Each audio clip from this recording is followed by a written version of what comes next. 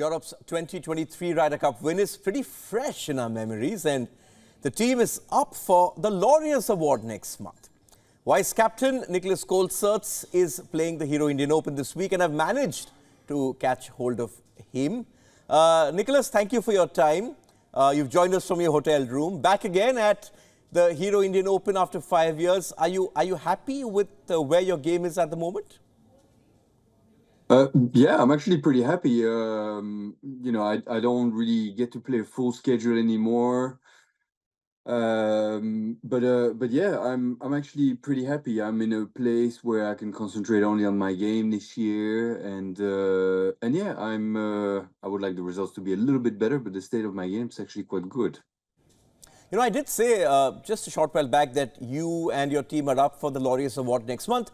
And you're up against Spain's World Cup winning women's team, Manchester City, Red Bull Racing, and the South African men's rugby team. I'm giving you an opportunity to impress the 70-odd sporting legends who vote for the award. So tell us why you guys should win. Why do you think we should win? Well, I'm a bit biased, to be fair, because I was there and I was part of it. But because it was quite a successful edition. I think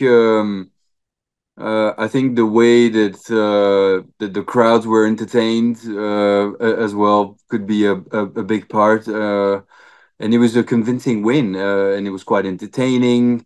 The scene was quite something, with most of the action happening on the 16th hole in Rome, where there was a huge bank covered with people.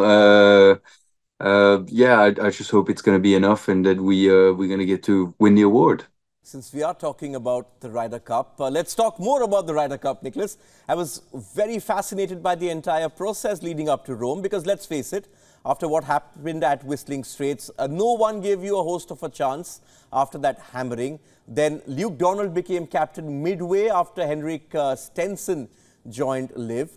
Now, the team was a mix of experience and youth, so how did it all come together so perfectly that week in Rome? Well, I think there's no doubt that the players still have to perform and play well. But I think Luke and us vice captain had put together a plan that was very well thought through. And Luke had left no stones unturned. But like I said, I mean, you still want your players to perform, so that is always the question mark. But Luke wanted the team to get off a good start, which is exactly what happened. I think the first session was a clean sweep. It was a 4-0. I think we were leading like 7-1 or 7.5 to 1.5 or something the first day, which was the first time that the US had not won a single full point in the history of the Ryder Cup. So I think that's made a big difference. So all credit to Luke, and also Eduardo Molinari, that was one of the master of putting that plan together with his data program and all this stat work that we had done leading up to the Ryder Cup. You know, a lot has been said and written about Luke Donald's captaincy, but I'm also someone who tracks world sport very closely. I have to ask you about the ace in the European team's pack. What was Novak Djokovic doing with the European team during the Ryder Cup? Well, I think historically, every time we've done this, there's always been somebody that came and did like some inspirational talk or presence, and Luke had the opportunity to make Novak Djokovic come over and meet everyone. When you think about the big three, there was the big three in golf, but then the big three in tennis, being Roger, Rafa Nadal, and Novak, now being the player with the most major. It was quite inspirational to have him over and listen to how he has dealt with adversity and how he was able to, keep on pushing and win all these Grand Slams. For us sportsmen, when you're in a presence of other sportsmen, it doesn't necessarily have to be a sport that is really close to yours, but there's this thing that unites us together, and most of us are always inspired of hearing stories of fellow sportsmen, and having Novak Djokovic there really.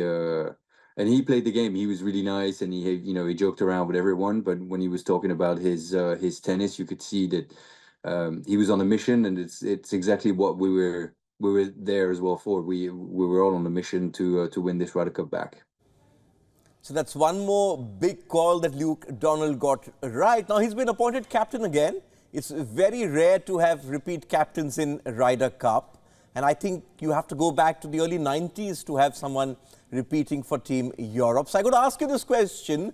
Are the Avengers assembling again? Has he been on the phone with you? Come and join my team again for 2025?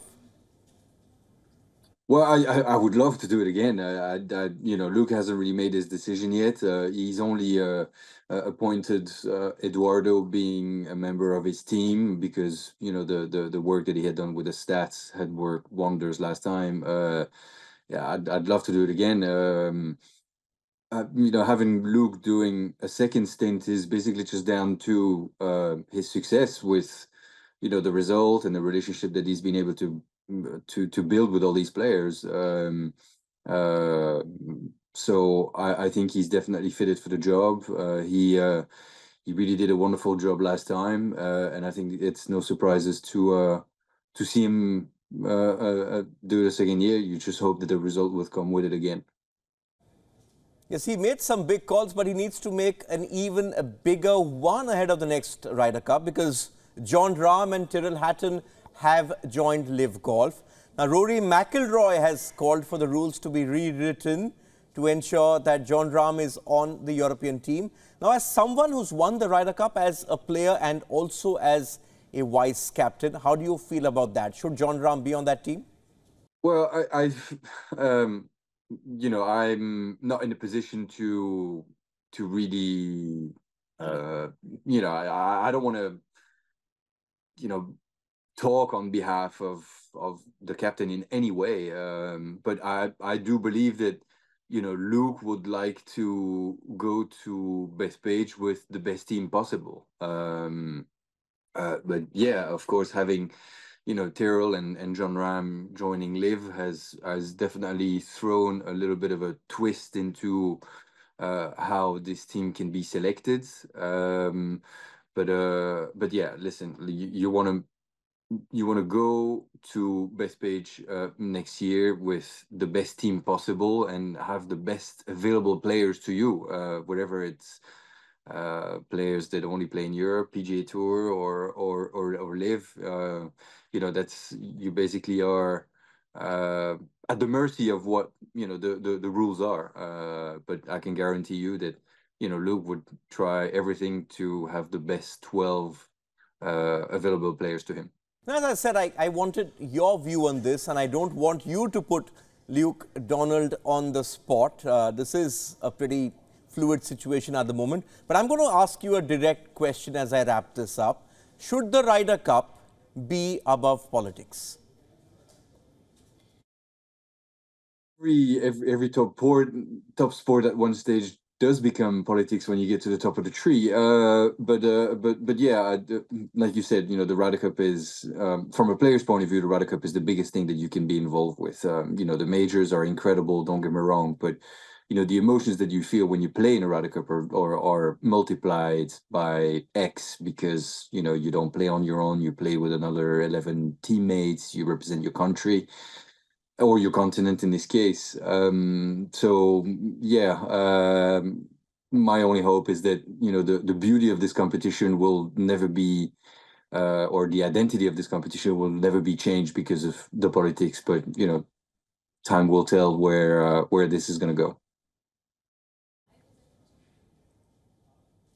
Yes, hopefully this divide ends soon.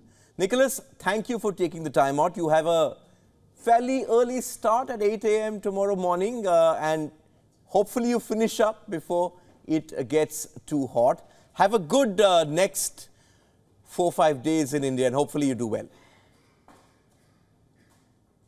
No, you're welcome. Thank you for having me. For all the latest news, download the WION app and subscribe to our YouTube channel.